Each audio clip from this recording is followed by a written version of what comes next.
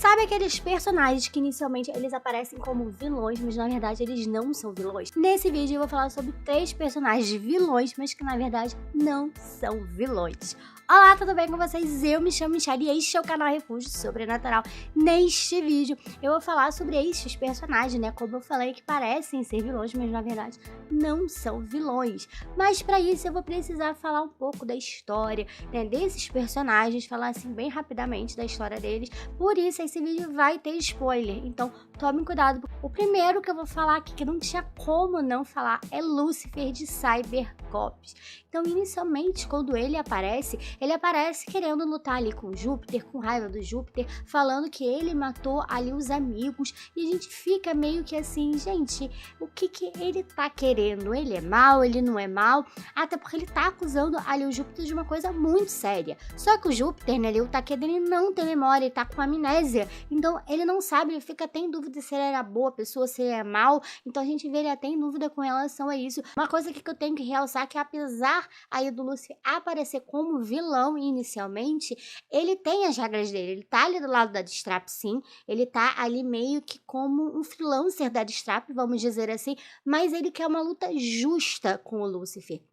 Ele não quer, né, a intromissão da Deathstrap, ele não quer ajuda, ele não quer, né, monstros, ele quer um duelo entre ele e o Júpiter, ali para se vingar do que o Júpiter fez com os amigos dele. Ele chega até a lutar ali com o pessoal do Cybercops, né, que acaba indo lutar com eles, se envolve nisso, mas não é o alvo do Lúcifer. Ele chega até a ajudar ali a Tomoko a salvar a Tomoko, ele não apoia quando a Deathstrap manda ali o monstro, quando o Júpiter tá machucado ali no hospital, porque como eu disse, ele quer uma luta justa, um duelo entre ele e o Júpiter. Então ele nesse ponto, ele é bem franco, ele não quer ali truques, ele não quer ajuda, ele quer algo justo. A gente depois acaba descobrindo que o Lúcifer, né, ele vê o Júpiter com a bomba na mão e depois explode, então ele acha que é tudo culpa do Júpiter, mas na verdade quem colocou a bomba ali é o Barão Kageyama. Quando ele recorda ali, né, a gente acaba percebendo que quem estava manipulando ambos, né, tanto ali o Júpiter quanto o Lúcifer, era o Barão Kageyama, porque foi ele que fez tudo isso. Tanto que ele estava até tentando levar o Júpiter ali pro lado dele. Então, a gente vê, né, que ele, na verdade, colocou a bomba, o Júpiter estava lutando, acabou indo parar ali, viu a bomba, foi tentar desarmar a bomba, o Lúcifer chegou, viu aquilo tudo e achou que foi o Júpiter que colocou a bomba. Então, os 3 acabaram vindo aí do futuro para o mundo atual, né, que é o passado, no caso. Então, agora, né, a gente vai ver essa luta ali da Deathstrap, né, que é o Barão Kageyama, contra ali os Cybercops. Então, no final das contas, o Lúcifer, ele acaba se ali juntando, não sempre, né, ele é meio que um freelancer também ali do Cybercops. Ele é meio que um lobo solitário, ele continua ali, né, marrento, né, com aquele ar meio bad boy, solitário, ele gosta de ajudar, mas ele ajuda quando ele quer e quando ele acha necessário. Então ele aparece, ele ajuda quando ele quer, mas ele tá sempre ali de olho, a gente sempre vê ele olhando ali de longe como é que tá as coisas. Ele até participa da luta final ali, né, dos Cybercops contra ali, né, o Barão Kageyama, que tá insano, né, porque ele se uniu ali com a máquina, então ele tá muito forte, mas no final das contas, apesar de a gente ver vários embates entre o Júpiter e o Lúcifer não é mal, ele só tava ali enganado com relação ao Júpiter, mas eu preciso dizer que um dos meus personagens favoritos aqui de Cybercop é Lúcifer. Eu adoro o Lúcifer e acho ele incrível. Outro personagem que eu não poderia deixar de citar aqui é do anime Cavaleiros do Zodíaco, que é o Ikki de Fênix. O Ikki, ele aparece inicialmente em Cavaleiros do Zodíaco, ali roubando a armadura, que é ali do torneio intergaláctico que está sendo realizado pela Saori Kido. Então, a gente vê que ele rouba, ele é líder ali dos Cavaleiros Negros, a gente vê ele lutando até contra o irmão, contra Seiya, Yoga, né, Shiryu.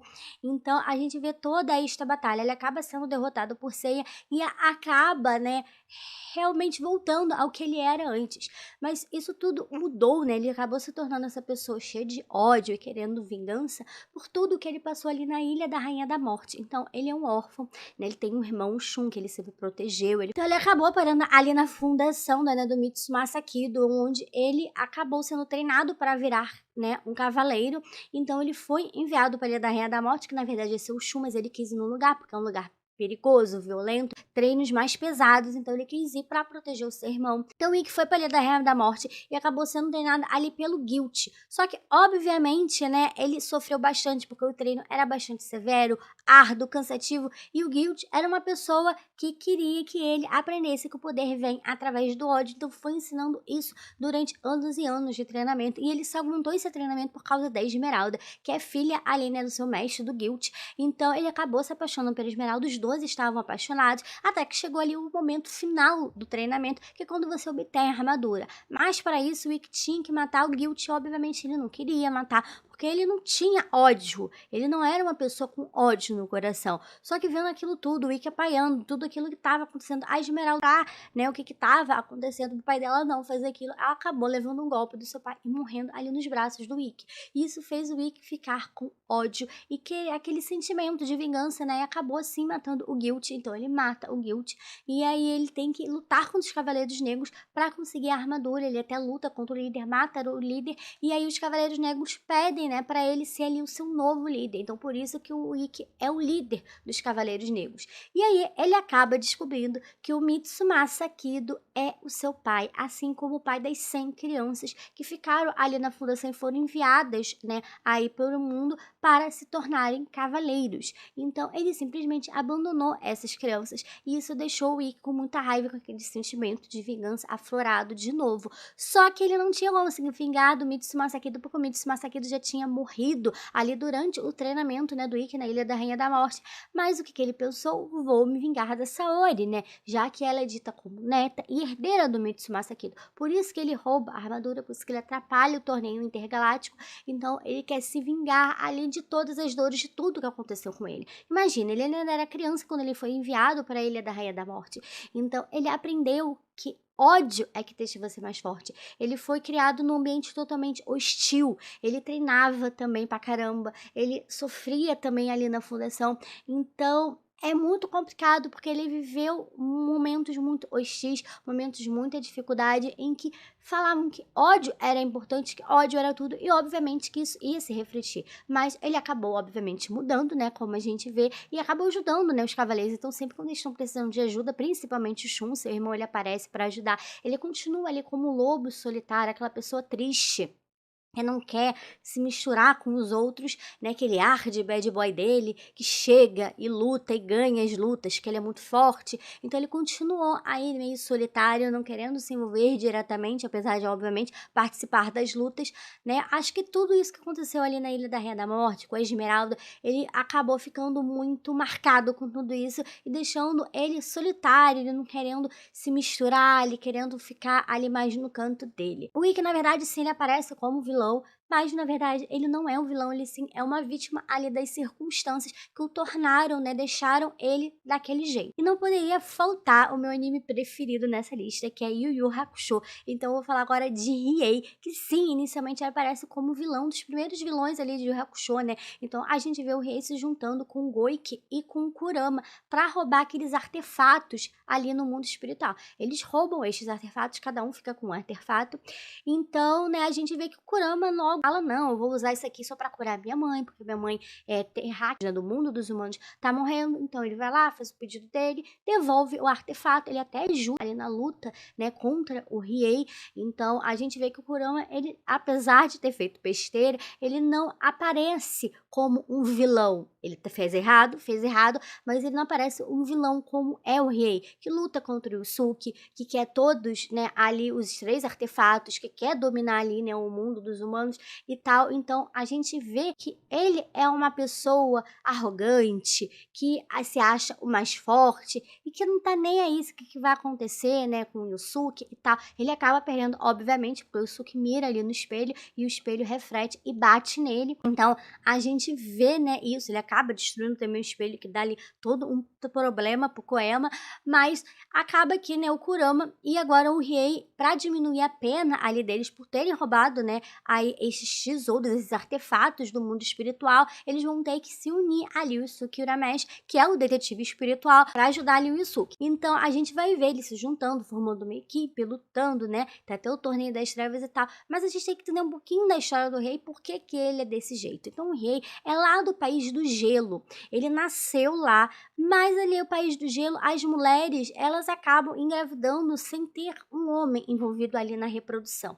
Elas se reproduzem sozinhas e só nascem mulheres e por isso que elas vivem ali, elas vivem isoladas, elas não querem homem por perto, tanto que o país do gelo vive mudando ali, né, de lugar. Então, quando a mãe ali, né, do Riei, a Rina, se envolve com o Yukai, homem, né, ela acaba engravidando. Então, nasce ali, né, uma donzela do gelo puro e um menino, o Riei, no caso, que é parecido ali com seu pai, puxou, né, o lado Yukai do pai. E aí, obviamente, que deu toda uma confusão, porque ela acabou fazendo coisas que não poderia, que são contra a lei ali do país. Então ela foi sentenciada à morte, ali a Rina, e o Riei, ele teria que ser expulso do país. E com isso, ele acabou sendo ali jogado no penhasco. Então a Lui, que era a melhor amiga ali da mãe do rei, colocou ali, né, um feitiço de proteção em volta dele e deu ali a lágrima, né, joia, né, a pérola que ela fez enquanto deu a luz ao rei. Ela fez 2 pérolas, uma no caso para o rei e a outra para a Yukina. Então, a gente vê que ele é jogado. Só que apesar dele ser bebê, ele ouvia e entendia tudo o que estava acontecendo. Então, ele foi crescendo com ódio, com raiva, querendo se vingar ali do país do gelo pelo que fizeram com a mãe dele e com ele. Falavam que ele era amaldiçoado, que ele era impuro. Então, jogaram ele sem pensar se ele ia morrer, o que ia acontecer com ele, simplesmente só para se livrar, né? Para não ficar ali uma criança impura, um homem no meio delas. Então, ele acabou crescendo ali com um grupo de ladrões que acabou resgatando, né, salvando ali, colocando o nome dele como Riei. Então, ele matava, ele adorava matar. Então, ele pegava a espada e adorava ver a carne sendo cortada, porque ele cresceu desse jeito. Ele não cresceu tendo regras, tendo alguém ali para direcionar ele. Então, ele fazia o que ele queria e ele tinha prazer em matar. Mas ele acabou perdendo a pérola, então ele quer, além de ele querer encontrar a pérola, ele queria encontrar o país do gelo. Então, ele resolveu colocar o Jagan, né, aquele olho, aquele terceiro olho que dá aqueles poderes a mais para ele de percepção. Tão rapidamente.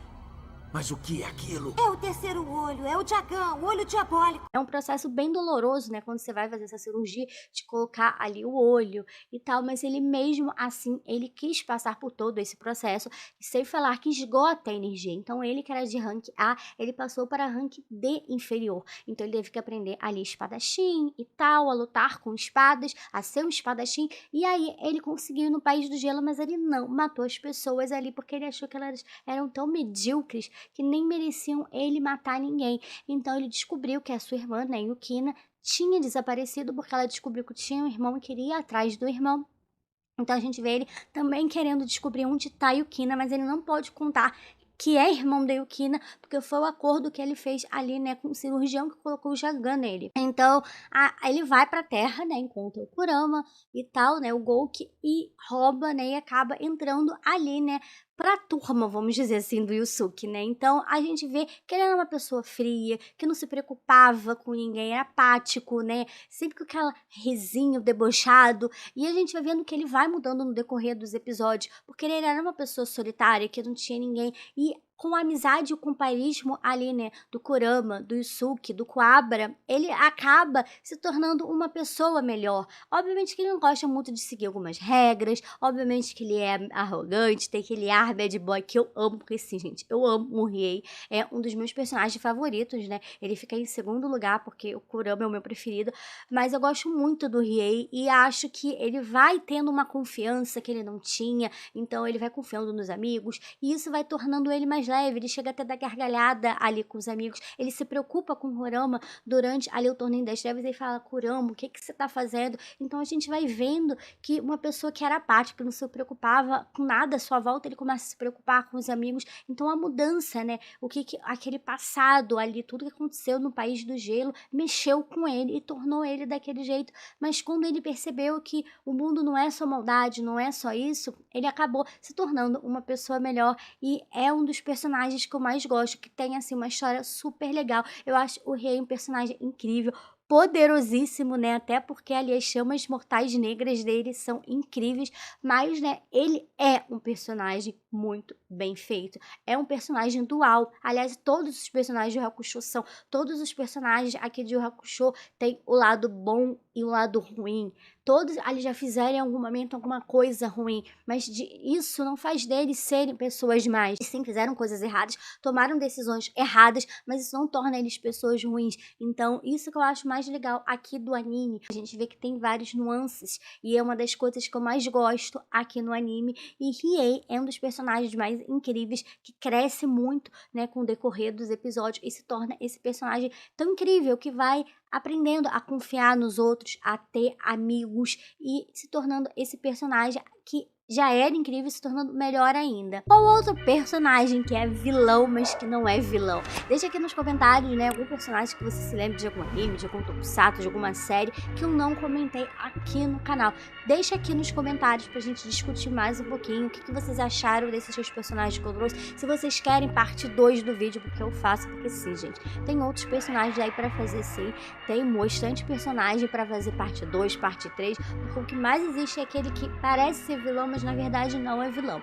Então deixa aqui nos comentários e também deixa o like se vocês gostaram do vídeo, que é muito importante para saber que vocês gostam desse tipo de conteúdo em formato de lista, esse conteúdo um pouquinho mais diferente. E também se inscreve no canal, porque eu sempre tô trazendo conteúdo de animes e tokusatsu. Então se inscreve e ativa o sininho para receber notificação sempre que sair um novo vídeo. E muito obrigada por ter assistido o vídeo até o final. Até o próximo vídeo e tchau!